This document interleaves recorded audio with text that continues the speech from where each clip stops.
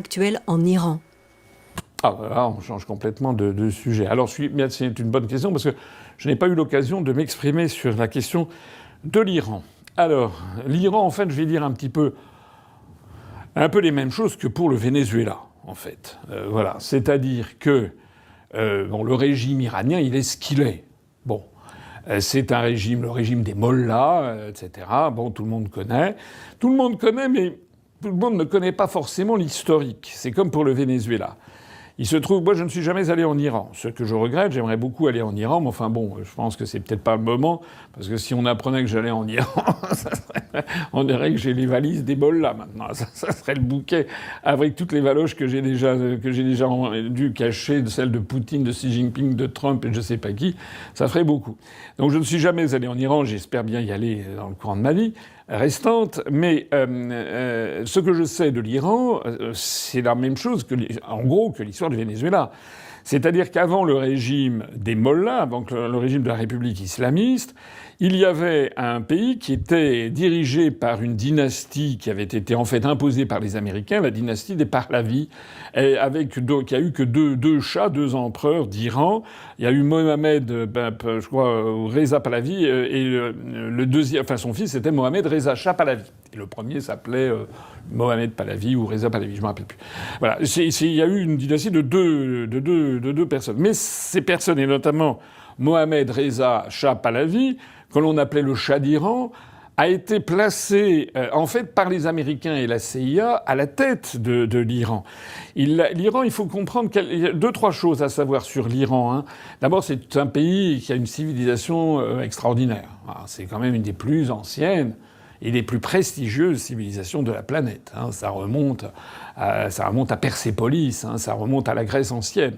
Donc c'est vraiment un pays qui est un pays de culture très très important. Deuxièmement, les Perses, ça s'appelle la Perse ou l'Iran. En fait, les populations, il y a des populations d'ailleurs diverses et variées, mais enfin, ce ne sont pas des Arabes. Ça, c'est très important aussi à comprendre. Hein. J'enfonce des portes ouvertes auprès, évidemment, d'un certain nombre de personnes, mais pas le grand public ne fait pas forcément bien la différence. Hein. Les Iraniens sont en fait des Aryens. D'ailleurs, Iran et Arien, ça veut dire un peu la même chose. Donc, le mot Iran a été reconstitué, repris dans les années peut-être 50 du XXe siècle, alors qu'on parlait de la Perse. Les habitants de l'Iran d'ailleurs n'ont pas le même physique que les Arabes. Ils ont un physique finalement beaucoup plus occidental, si l'on peut dire. Mais ce ne sont pas des Arabes, ce sont des Aryens. Et il y a une certaine forme d'antagonisme, pour ne pas dire peut-être même d'antipathie, entre les Iraniens et les Arabes. Et lorsqu'il y a eu le développement de l'islam, donc en Arabie Saoudite, lors du 7e siècle après Jésus-Christ, l'Iran faisait partie de ce qu'on appelait l'empire sassanide, de la Perse sassanide. Et dans les décennies qui ont suivi la mort du prophète de l'islam s'est répandu comme une traînée de poudre à travers le Mashrek, c'est-à-dire l'actuelle Égypte et la Libye, puis l'actuel Maghreb, c'est-à-dire ce qu'on appelle aujourd'hui la Tunisie, l'Algérie et le Maroc, pour ensuite d'ailleurs traverser le détroit de Gibraltar et s'installer dans la péninsule ibérique et remonter jusqu'à Poitiers. Dans un périple fantastique d'ailleurs au passage, puisque ça n'a duré qu'en 100 ans, entre 632 et 732, il ne s'est passé que 100 ans. Donc la foi islamique s'est répandue jusqu'à être arrêtée à Poitiers avec Charles Martel.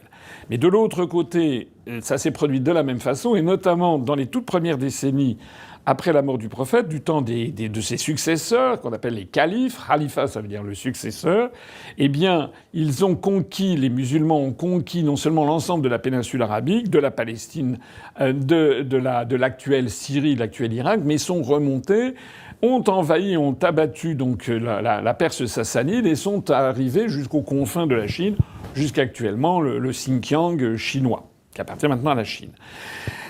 Lorsque les Arabes ont conquis par la force la Perse millénaire, alors il n'y a pas de relation forcément de cause à effet, mais disons que il s'est trouvé que dans le génie civilisationnel de l'Iran, l'Iran a adopté une autre forme d'islam que l'islam qui prévalait en Arabie Saoudite, qui est l'islam de la tradition de la Sunna, qu'on appelle l'islam sunnite, et qui a pour particularité que les successeurs du prophète, les califes, ne sont pas choisis par ordre, par génétique, c'est pas la primogéniture, ils sont choisis comme étant les meilleurs d'une génération. C'est actuellement d'ailleurs le cas en Arabie Saoudite, où le dirigeant de l'Arabie Saoudite fait partie du clan de Saoud, hein, le fondateur de la dynastie actuelle qui est au pouvoir à Riyad, mais on ne choisit pas forcément le garçon le plus, comment dirais-je, l'aîné de la branche aînée, etc. Non, on choisit le meilleur. Actuellement, Mohammed Ben Salman, qui n'est d'ailleurs pas le roi en exercice, lorsqu'il accédera au roi, lorsqu'il succédera donc au roi Salman, il aura été coopté comme étant le meilleur. Une tradition bédouine. Alors que l'Iran, lui, a adopté l'islam chiite à partir donc de la Shia, et donc s'est déclaré, si l'on peut dire, en faveur d'une succession, si l'on peut dire, comment dirais-je, familiale du prophète, avec notamment son gendre et puis le petit-fils, donc Ali, et puis Hussein. Et il y a une tradition donc que l'on trouve en Iran qui est immémoriale, une tradition monarchique, une tradition dynastique. Il se trouve que la France a eu de bonnes relations avec l'Iran, notamment depuis les voyages au temps de Louis XIV, hein, le voyage du chevalier Chardin. Chardin, il a fait un voyage en Perse, il est revenu avec des quantités. Il y a des très beaux ouvrages qu'on trouve du XVIIIe siècle, ou du XVIIe, fin XVIIe, début XVIIIe, où l'on voit justement les merveilles, notamment, que l'on trouve dans l'une des plus belles villes du monde, qui s'appelle Isfahan, dont le nom persan c'est Nesfé Jahan. Ça veut dire Nesfé la moitié, Jahan le monde, la moitié du monde. Voilà, c'est une ville absolument admirable, c'est une des plus belles villes du monde entier. Bien.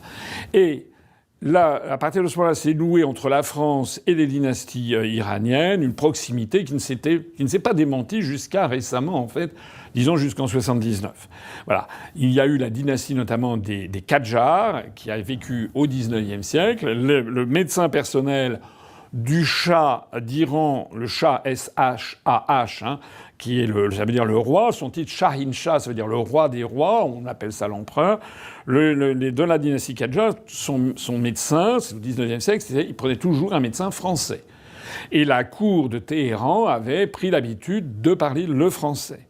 Et puis ça a continué avec la dynastie des Pahlavis. Alors, ce peuple qui a embrassé l'islam chiite est également l'héritier donc d'une tradition, j'allais dire plutôt libérale. Il y a toute une poésie iranienne qui est extraordinaire, avec quelques grands poètes iraniens qui ont chanté notamment les belles femmes, les parfums enivrants, l'alcool, etc. Donc il y a parmi les plus beaux poèmes sur le fait de s'enivrer de l'alcool, des poèmes d'Iraniens qui remontent à l'équivalent de notre Moyen-Âge, alors que l'alcool est interdit en terre d'islam. Il y a donc une espèce de contradiction, si l'on peut dire, entre une vieille tradition iranienne qui remonte à la Perse antique, hein, et l'islam qui a été une espèce d'ajout imposé par un peuple arabe qui a colonisé l'Iran et que les Iraniens, en fait, n'aiment pas beaucoup. Il y a un antagonisme, comme je dis, qu'on retrouve d'ailleurs à notre époque. Il y a toujours un antagonisme profond entre Téhéran et Riyad, entre l'Iran et l'Arabie saoudite. Il se trouve que en Iran, il y a une qualité comment dirais-je, de l'éducation. C'est un pays de grande civilisation, c'est un pays où l'enseignement donne des gens extrêmement éduqués.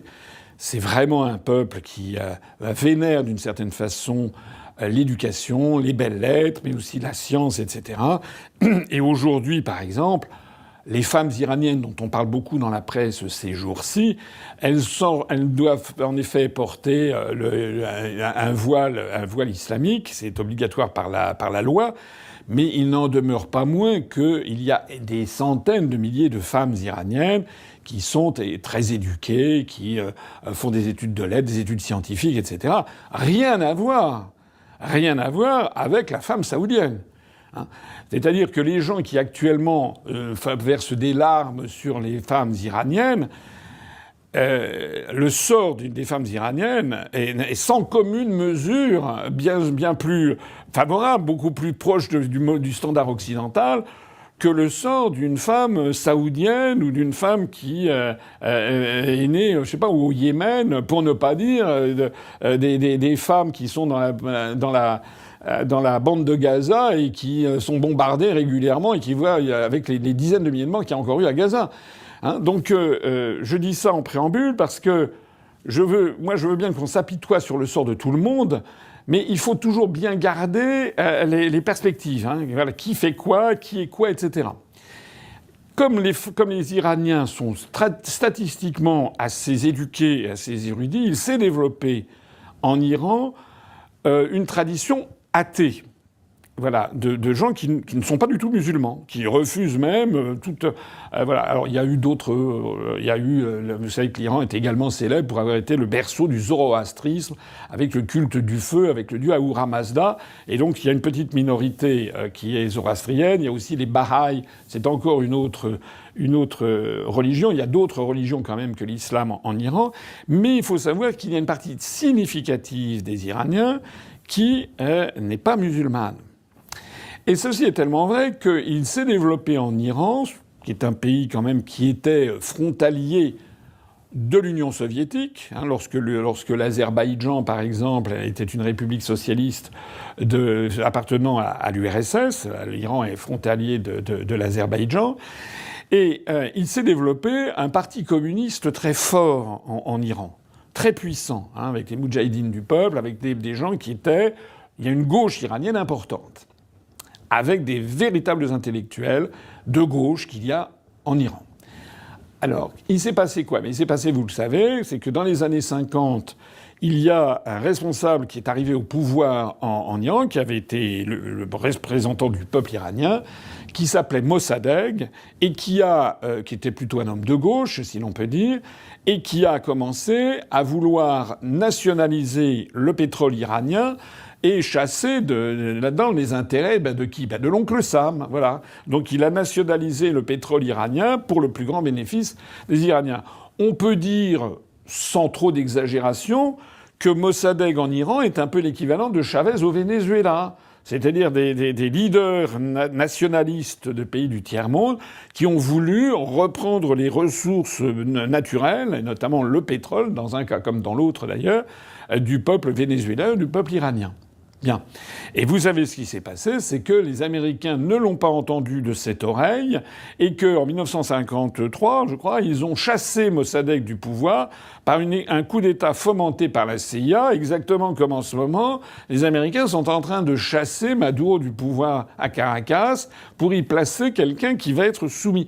Et qu'est-ce que les Américains ont placé à Téhéran? Eh bien, ils ont replacé donc Mohammad Reza Shah Pahlavi, qui était le fils de son père. Donc, ils ont réinstauré cette monarchie qui était complètement pieds et poings liés aux Américains.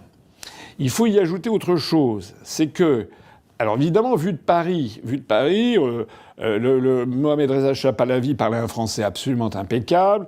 Il s'était marié avec une femme ravissante. Enfin, il s'était marié une première fois avec une première impératrice, donc qu'il avait répudiée parce qu'elle ne pouvait pas avoir d'enfant, qui s'appelait Soraya. Et donc il s'était remarié avec une jeune femme qui faisait ses études à Paris, à la Sorbonne, et qui est toujours vivante d'ailleurs, l'impératrice Farah. Et qui était une femme ravissante, parlant en français. Alors, vu dans les années 60, De Gaulle a fait un voyage en 62, je crois, en Iran en 63. L'Iran, comme d'ailleurs le pays voisin, l'Afghanistan, c'était des pays où la cour royale de Téhéran, la cour de Kaboul parlait le français. Faut vraiment, la France était très, très connue en Iran et reste très appréciée par les Iraniens parce que c'est un peuple de culture et ils ont l'image, un peu comme les Japonais, ils ont de la France l'image d'un pays de culture, de littérature, de poésie, etc., etc. Le Mohammad Reza Shah Pahlavi, donc l'empereur, avait une apparence comme ça, sympathique, pour les Français qui lisaient Point de vue. Alors l'équivalent, ça n'existait pas, je crois, à l'époque Gala ou Voici, enfin, les magazines People, comme on dit. Donc en France, on présentait ça comme un conte de fées. Mais en réalité, il avait introduit un régime de terreur. Il est resté célèbre notamment par une police politique qui s'appelait la SAVAK, qui commettait des exactions inimaginables. Voilà, vraiment la terreur. Et donc, il voulait faire une modernisation à marche forcée de l'Iran. Il a modernisé l'Iran, c'est exact. Au moment de la guerre de 73 et des suites, la guerre du Kippour, puis les suites en 74-75, il apparaissait comme un des leaders du monde pétrolier dans le monde. Il était un des chefs de l'OPEP, de l'Organisation des pays producteurs de pétrole. Et on avait, dans les années 75-76 du XXe siècle, on voyait, il y avait des publicités pleines pages dans les magazines français, par exemple, qui disaient que l'Iran allait devenir, d'après les projections de je ne sais pas quel Hudson Institute ou autre chose, allait devenir la 4e ou 5e puissance mondiale à horizon de l'an 2000. Donc il y avait, il faut le reconnaître aussi, une volonté de modernisation à outrance, mais au détriment du corps social iranien qui, si vous m'avez bien suivi, est en fait partagé entre d'une part une tendance communiste qui déteste les Américains, et d'autre part une tendance traditionnaliste, proche du clergé, puisque c'est un pays où il y a un clergé. Dans l'islam chiite, il y a un clergé, et notamment tout ce qu'on appelle les bazaris, c'est-à-dire les commerçants des bazars des grandes villes, et qui, eux, voyaient avec beaucoup de désapprobation une occidentalisation à marche forcée des mœurs. Voilà. Donc effectivement, à la cour de Téhéran, on avait un mode de vie qui était non même pas français mais américain, etc. et de plus en plus. Or, le pouvoir s'est progressivement coupé de la population.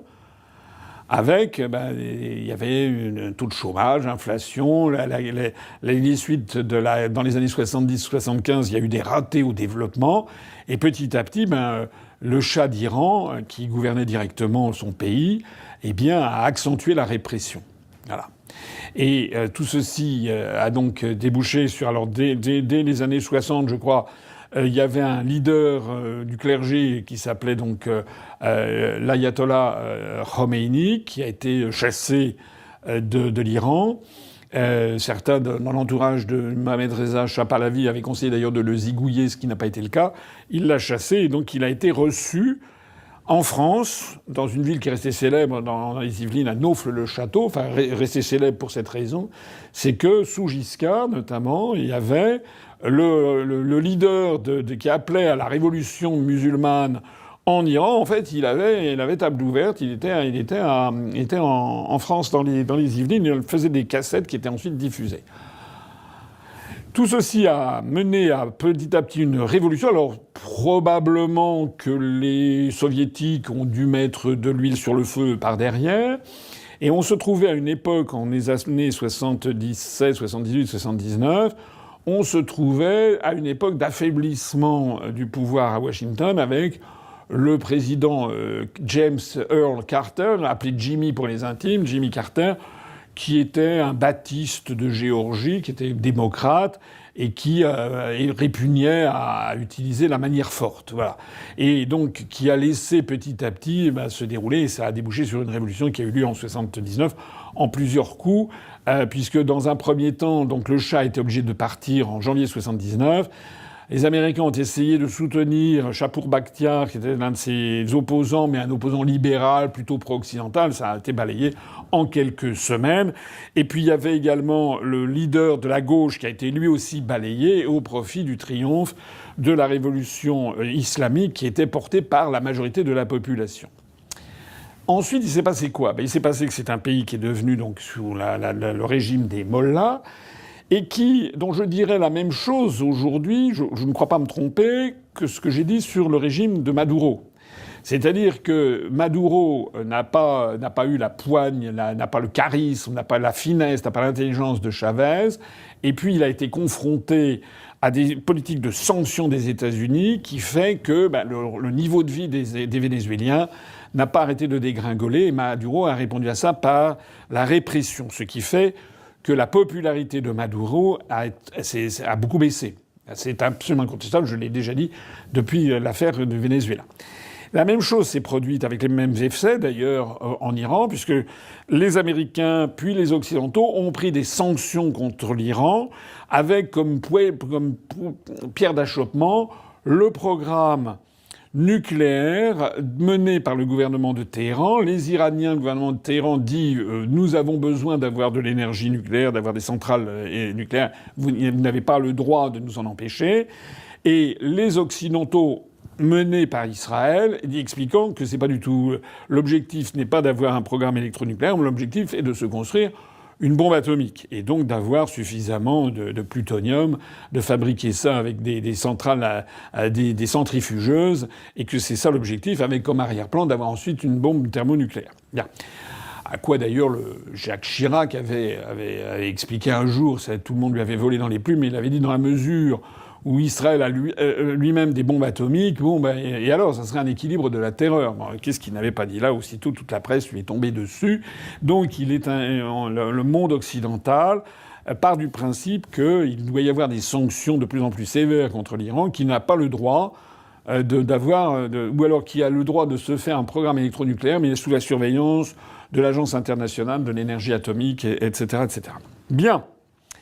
Résultat des courses, les sanctions contre l'Iran ont amené, comme au Venezuela, une dégradation du mode de vie des Iraniens et donc une impopularité croissante du régime. Régime qui n'a jamais été d'ailleurs totalement populaire, comme je vous l'expliquais. Il y a toute une partie de la gauche qui a souffert de ce régime des mollahs.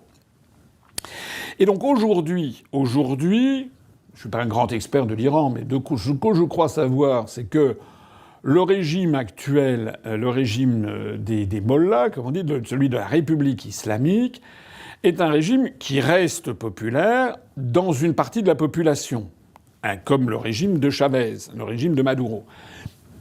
On peut estimer peut-être, je sais pas, des spécialistes vont peut-être me voler dans les plumes, mais je dirais il y a peut-être 25-30% des Iraniens qui soutiennent le régime de la République islamique. Voilà.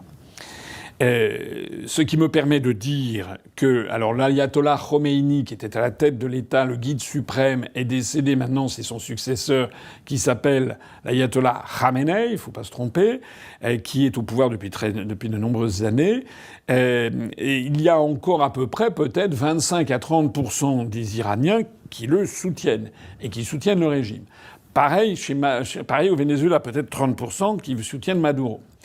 Mais les autres sont très divisés, sont très partagés, et il y a une opposition de gauche importante en Iran, y compris parmi la diaspora. Il y a des Iraniens qui se sont enfuis, et il y a toute une diaspora proche du Parti communiste ou des gens de gauche qui n'attendent que la chute du gouvernement de Téhéran, mais pour imposer un régime qui serait non plus un régime religieux, mais qui serait un régime nationaliste de gauche, un peu à la Mossadegh, et très anti-américain.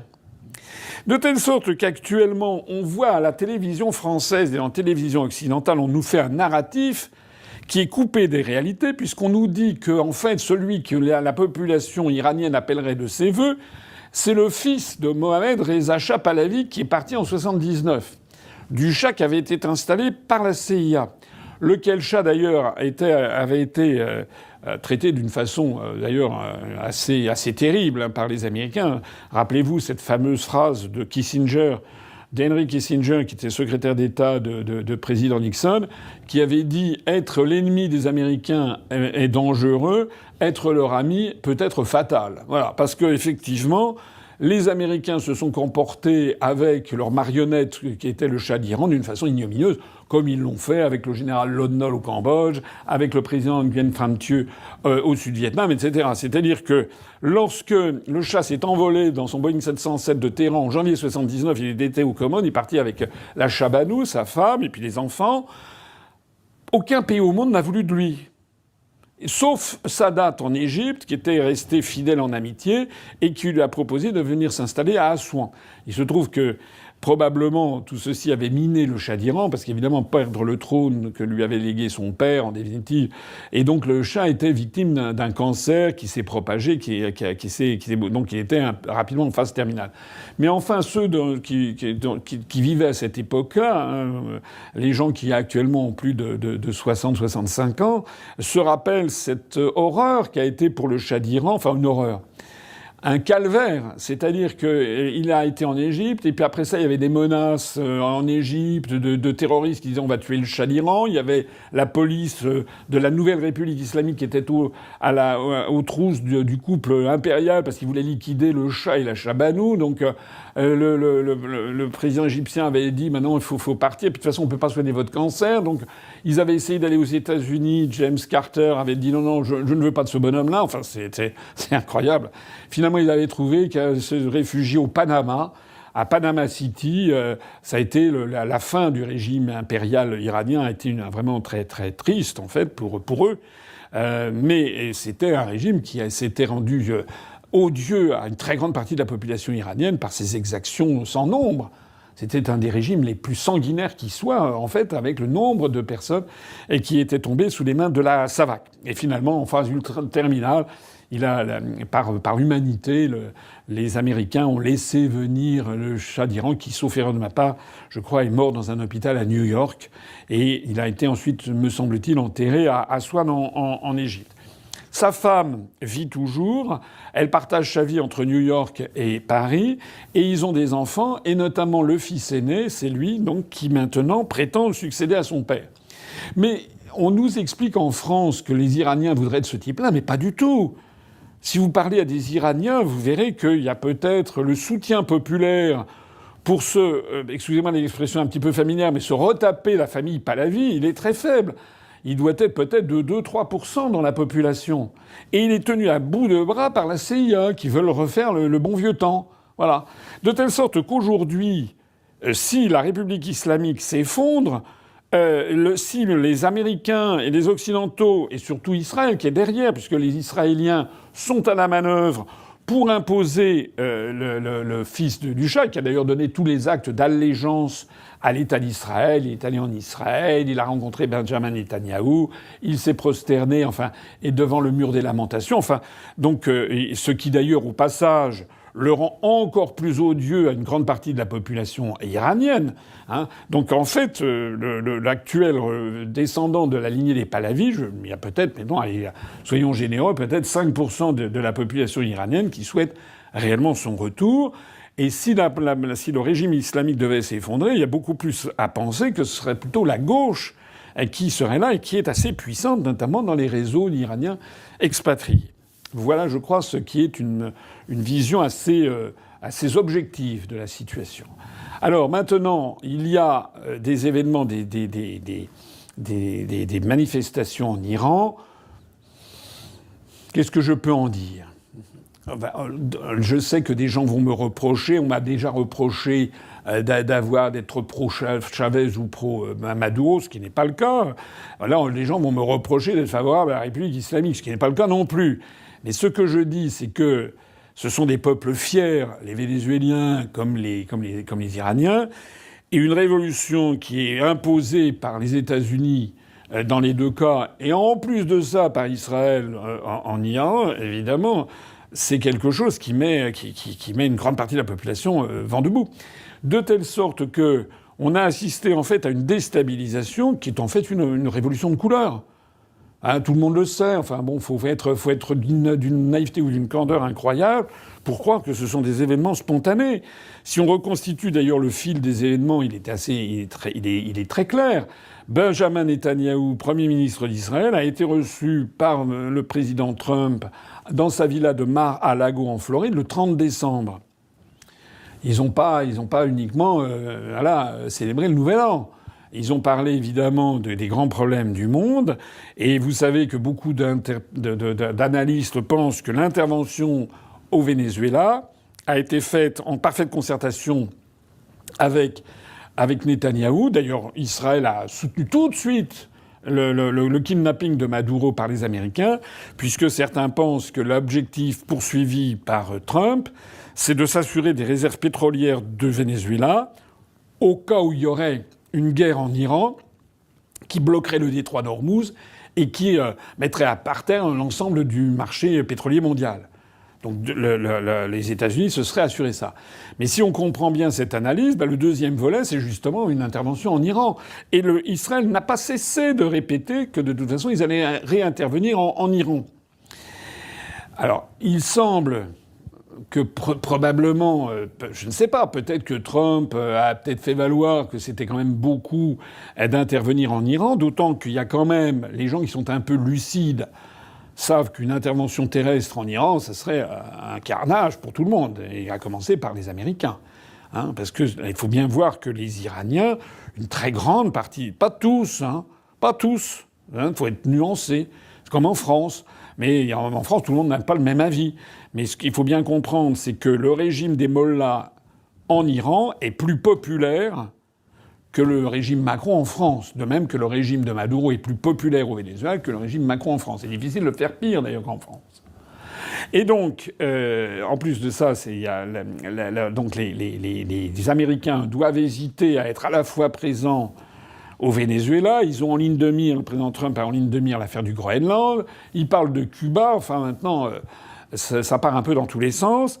Il faut quand même qu'il garde, je suppose, un peu un œil sur ce qui se passe en Ukraine et puis aussi un œil sur ce qui se passe à Taïwan, puisque la Chine pourrait profiter de ce grand chambardement général au niveau planétaire pour essayer de pousser ses pions à envahir Taïwan. Donc j'imagine que dans l'armée américaine, on a dû faire valoir qu'ils ne pouvaient pas non plus être sur tous les fronts, surtout vis-à-vis de l'Iran. Et donc je suppose, je n'ai pas de certitude, bien entendu. Bon, mais quand on fait de la géopolitique, on est obligé aussi de faire des hypothèses. Je suppose que nous avons affaire en Iran à une révolution de couleur made in USA, made in CIA et en l'espèce made in Mossad. Ça rappelle furieusement ce qu'on a déjà vu ailleurs. C'est tout à fait documenté. C'est-à-dire qu'on a les mêmes scénarios. D'un seul coup, il y a des manifestants qui apparaissent dans des quantités de villes. D'un seul coup, on nous explique que le régime tire. Le régime est dirigé par des horreurs, des salopards qui tirent sur leur peuple. D'un seul coup, on explique qu'il y a des milliers de morts, etc. C'est exactement ce narratif qu'on a eu à chacune des révolutions de couleur, quand même. Rappelez-vous, c'est le narratif qu'on a eu au moment de l'affaire du Maïdan. C'est le narratif qu'il y a eu pour chasser Bachar el-Assad de Syrie. C'est le narratif qui a été lancé sur la Géorgie. C'est le narratif qu'il y a eu en Libye. Enfin, c'est le narratif en gros qu'il y a eu en Tunisie avec les révolutions de Jasmin. Donc on a ce genre-là. Et donc c'est tout ça, c'est presque comme s'il y avait une espèce de logiciel qui était le logiciel révolution de couleur. Ploc, allez, on le met dans l'ordi et puis voilà. Donc alors on a eu la même chose. C'est-à-dire qu'on nous explique qu'il y a des manifestations d'un seul coup partout. On nous explique que la police tire dans le tas et on nous a dit qu'il y avait, j'ai vu 192 morts. J'ai vu que tous les journaux parlaient de 192 morts le deuxième soir. J'ai dit mais c'est qui a dit ça en fait ? En fait, tout le monde reprenait une dépêche de l'AFP qui citait une ONG située en Norvège. On n'en saura pas plus. C'est incroyable. Incroyable. Et maintenant, on est passé de 192, maintenant à, je ne sais plus combien, 10 000 morts. Tout est possible, c'est possible. Mais enfin, on n'a pas de photos, on n'a rien. C'est très très bizarre. Ça rappelle exactement ce qu'il y avait eu avant en Syrie, avec l'organisation pour des droits de l'homme en Syrie, l'OSDH, l'Organisation syrienne des droits de l'homme. C'était un type qui était tout seul dans une espèce de souplex, comme on dit, c'est-à-dire le sous-sol et le rez-de-chaussée, dans un appartement du côté de Mayfair à Londres. Le type, il était tout seul avec, je crois, un secrétaire. Et tout seul, il était là à expliquer, voilà ce qui s'est passé ici ou là. C'est lui qui lançait le fait que Bachar el-Assad avait gazé sa population ici, qu'il l'avait gazé là. Je ne dis pas que Bachar el-Assad était un petit ange, hein. Mais enfin, c'était dans... Et il y a beaucoup de choses qui se sont révélées être de la désinformation. Ben là, c'est pareil. C'est-à-dire que là, on ne sait pas s'il y a eu 192 morts, 10 000 morts, pourquoi pas 50 000 morts, on ne sait pas. À mon avis, s'il y avait des dizaines de milliers de morts, ça se verrait dans les hôpitaux, il y aurait des reportages, même qui seraient pris par des Iraniens qui le diffuseraient comme ça. On nous a également fait le coup des manifestations spontanées, mais les manifestations spontanées, c'est exactement la même chose que ce qui s'est passé à Caracas. On nous a présenté dans les médias français des manifestations de gens qui étaient pour la chute du régime iranien. Et bien en fait, à bien y regarder, il y a eu quelques manifestants, il y a fait quelques manifestations anti-régime, mais il y a eu aussi des manifestations pro-régime. À Caracas, les seules manifestations qui ont eu lieu, qui ont été présentées au peuple français et dans les médias occidentaux, c'était des manifestations qui soutenaient Maduro et qui ont été présentées à la télévision française comme étant des manifestations anti-Maduro. C'est faut quand même le faire. Et en Iran, il y a quand même pas mal de manifestations. Dès que vous avez une manifestation avec le drapeau iranien, ça se repère parce que le drapeau iranien actuel, il y a une espèce de glaive qui symbolise le glaive de Dieu, le glaive de Allah, alors que dans le drapeau iranien auparavant, celui de la monarchie, c'est un lion impérial qui tient une arme sur un fond de soleil levant. Voilà. Donc, et vous avez les monarchies d'un côté et puis les partisans de la République islamique de l'autre. Voilà. Mais voilà, on a vu aussi circuler, j'ai vu ça, il y avait une photo, on voyait une femme qui était là, les cheveux complètement découverts, une belle femme qui était en train de brûler un portrait de l'ayatollah Khamenei, donc du guide suprême de la révolution. J'ai regardé ça d'un petit peu plus près, j'ai vu qu'en fait, c'était une photo qui datait de 2024, qui avait 2 ans d'âge, et qui avait été prise, je crois, à Londres ou à New York. On est dans le domaine de la manipulation de l'image complète. Voilà. Et on sait qu'il y a, alors les derniers trucs en date, là aussi ça attire l'attention, il y a eu des dizaines et des dizaines de mosquées qui ont été brûlées. Alors ça, c'est quand même absolument ahurissant. Voilà, parce que brûler une mosquée en terre d'islam par des manifestants, j'y crois pas beaucoup. Hein. Ben, je veux bien qu'il y ait une gauche qui soit athée, mais de là à brûler leur propre patrimoine, un édifice religieux comme les mosquées, j'y crois pas beaucoup. Voilà. Donc des rumeurs insistantes circulent sur le fait qu'en fait, il y a des agents provocateurs qui sont des agents soit de la CIA, soit du Mossad qui sont derrière.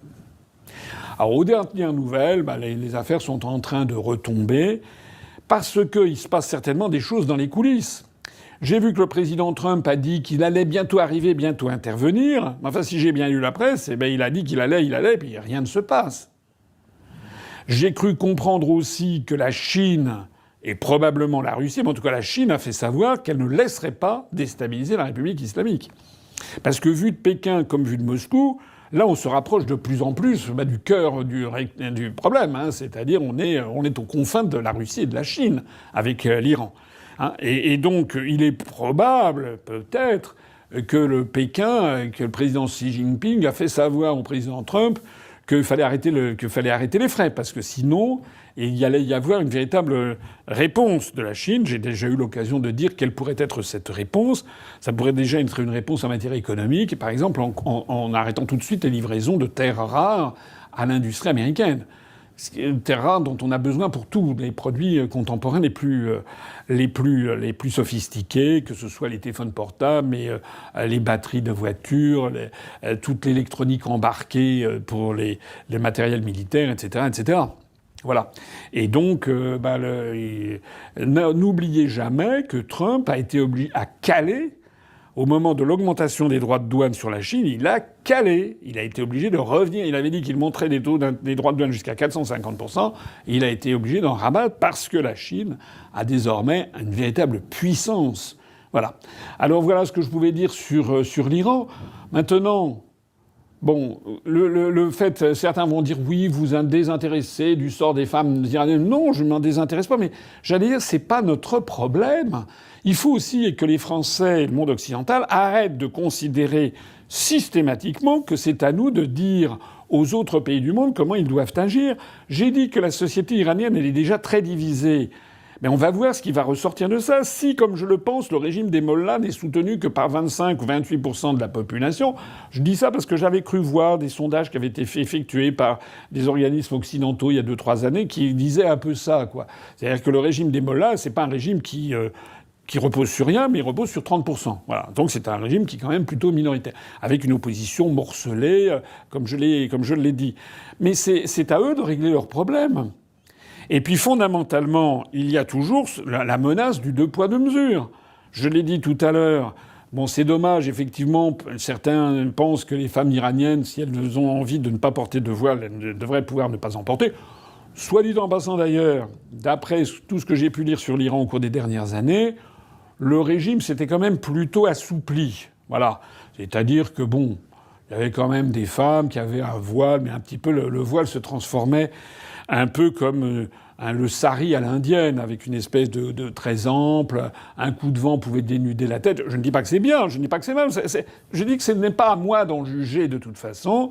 Mais ce que je veux dire, c'est que le régime iranien, je crois, n'était pas aussi atroce que ce que l'on veut bien dire. En tout cas, il était certainement moins atroce vu par l'Iranien de base que le régime de l'ancien Shah d'Iran. Voilà. Maintenant, c'est aux Iraniens de décider par eux-mêmes. Voilà. Mais ça n'est pas aux Français d'intervenir. Et puis, il y a cette menace du 2 poids 2 mesures. Hein.